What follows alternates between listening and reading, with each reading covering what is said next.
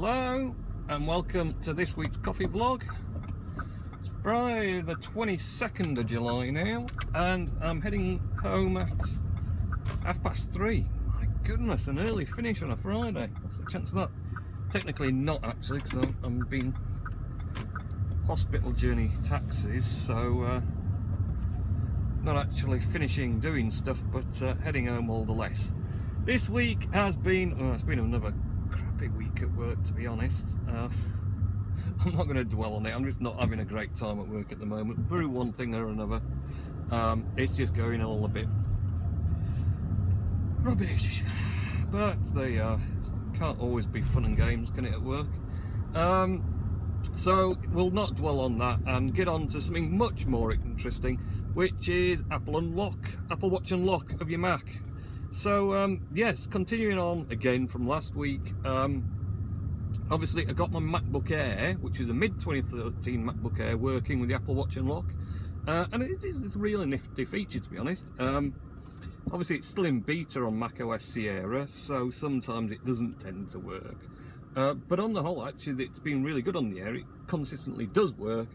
So you go to unlock the Mac, it says unlocking with Apple Watch, and then providing you get the watch pretty much over the keyboard of the Mac, it seems to need to be pretty close to the Mac. So obviously they don't want you to have a feature activated that if you're in the same room someone can get into your Mac just because you're, you know, nearby.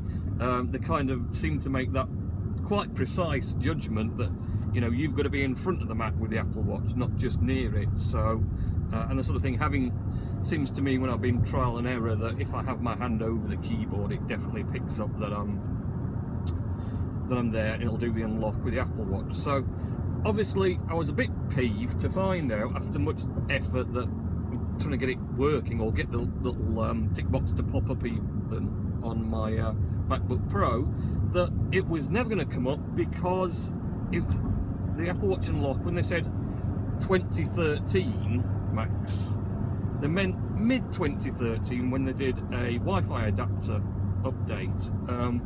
And my early 2013 MacBook therefore had the older card and wasn't eligible. Bum. But I had read up that people had been able to swap out the cards for the newer AC version cards and get it working. And obviously I'd get better advantage for the speeds as well. So I thought, great, I'm going to give that a go. Couldn't find any of the MacBook Pro cards though. I mean, you can get like the late 2013, early 2014 MacBook Pro cards, and put those in, and obviously that gives you the full functionality, but I couldn't find any in the UK. There's some in the US, but I couldn't get them from the US to the UK. So I found in China that sort of mid to late 2013, early 2014 MacBook Air cards, which are the same fitting, but only have 2 aerial connectors instead of 3 for the MacBook. But I'd read that a few people had used these cards and it had done the job. So I got that, and it arrived pretty quick actually. Arrived this week. I also got a special Torx screwdriver set from America in the end, would you believe? That wasn't a problem getting that. Couldn't get the cards I wanted, but so that came over. Decided the right size screwdrivers for the base screws and also the screw retaining the card in. So all in all, £25 I spent on card and screwdrivers to get Apple Watch Unlock working on my MacBook Pro. Have managed now to get the base off the Pro and get the card swapped out. Minor issue that the MacBook Air card is a little bit shorter than the stock card that was in the MacBook Pro. So because it doesn't reach the retaining screw, but the clip-in for the actual connector, as it were, push-fit connector for the card, is very, very tight. In fact, it was a right job getting the card out. It was kind of concerning me that I wasn't doing it right and I'd be breaking something, but it did come out in the end. So it's a nice tight fit, so I'm not overly worried about that. I used a little bit of electrical tape and screwed that down as well using the screw mounting point, just to keep it sort of firmly in place. And also because there's only 2 antennae connectors on the MacBook Air card compared to the 3 antennae connectors that were in the MacBook Pro. I've got one spare connector cable flapping about that is obviously the electrical tape's just keeping that from going haywire anywhere. So put it all together, booted it up, had to repair my Bluetooth devices because that card also handles Bluetooth as well as Wi-Fi, and obviously it was a new Bluetooth MAC address, so I presume it didn't register that the devices I got were linked. So I had to repair those again. Well, I unpaired what was paired and then repaired it, and it all worked fine as far as that. Wi-Fi works fine and shows strong signal bars, but more importantly, the Apple Watch Unlock preference pane has now popped up, so I can tick that, and it does indeed work on my MacBook Pro. So yes, happily today I've been able to go back to my Mac after doing stuff, and instead of having to type the password in, the Apple Watch has handled the unlock process for me, which yeah, is great. I'm quite happy with that. Now obviously there is a bit of a caveat to this because I got the MacBook Air card rather than the actual MacBook Pro one. The fact that the antennae cables are probably not going to be correctly laid out to make best use to this card, because I think it's supposed to be in special ways or whatever else. So I don't know if it's going to operate as good as an AC card should do. Obviously if I got the proper Pro one, that would work better. The thing is, I hardly ever use the Wi-Fi because I've plugged in Ethernet 4 GB speeds that way, and I don't have any AC Wi-Fi routers or anything to make use of the Wi-Fi bit of it anyway. So I hardly ever use the Wi-Fi on the MacBook Pro. So if it's no better, it makes no difference.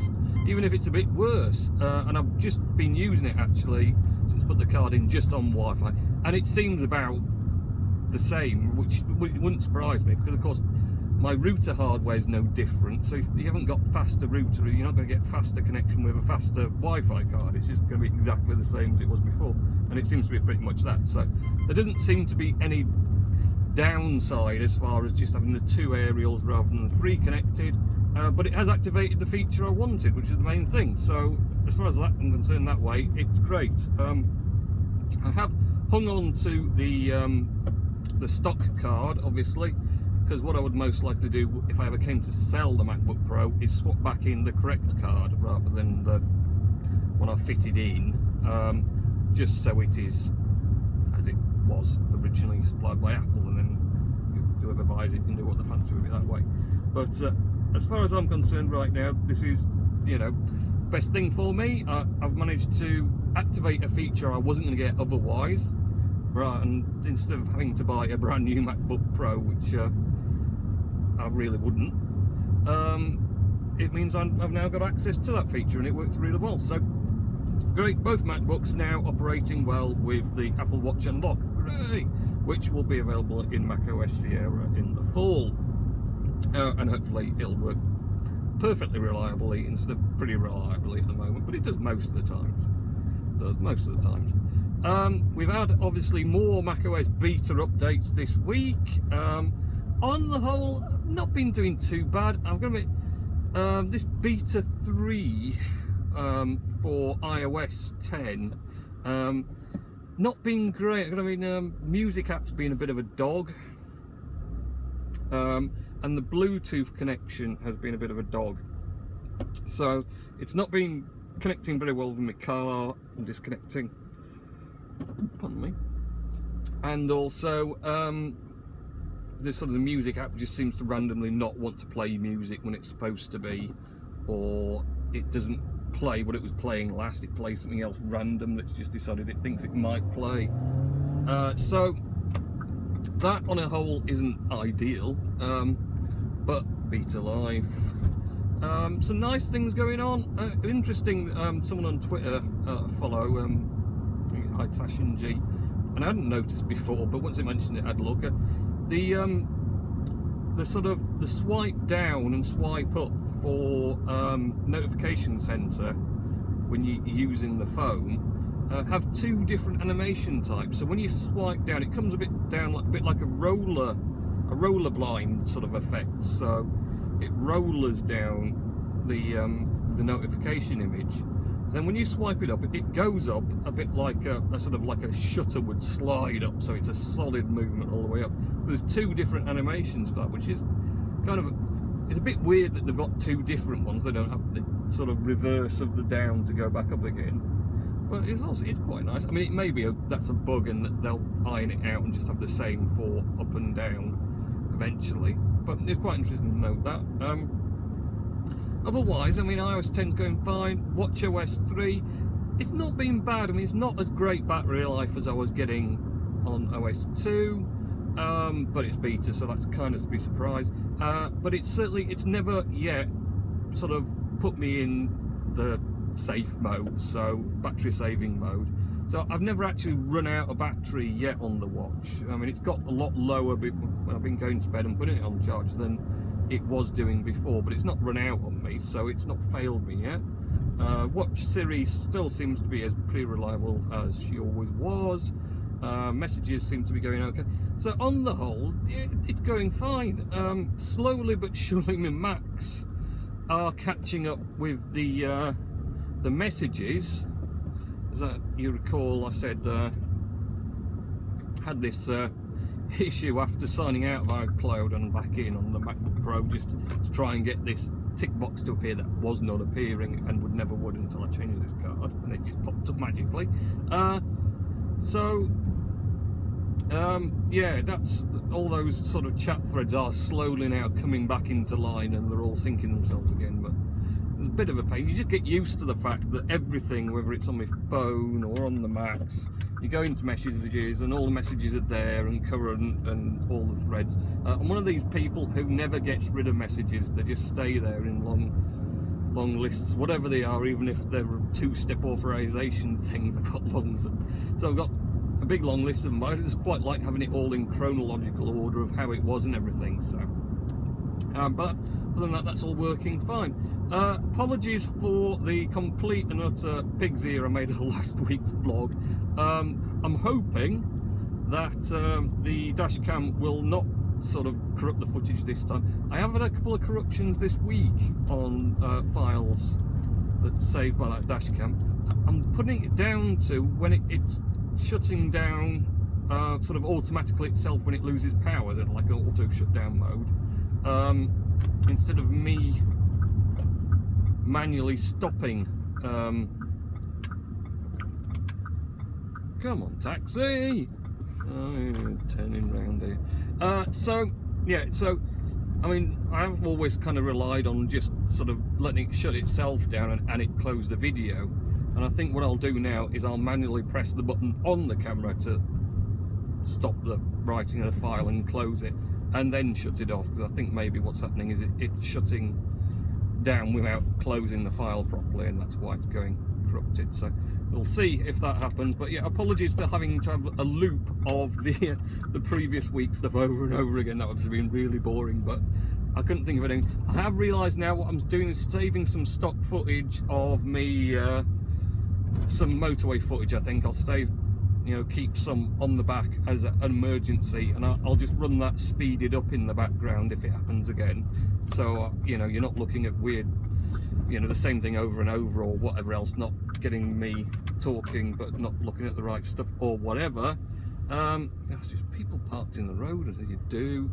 So yeah, that's what I'm going to do, save some stock footage, and if it goes wrong again, you'll just get sort of speeded up motorway footage while I'm talking, and it won't be as weird then. Right, I'm back home. We're a bit late. I've got to get right over the far side of Bradford now in like 15 minutes, which is going to be a hard job. So thank you for watching, and I'll catch you in next week's coffee vlog.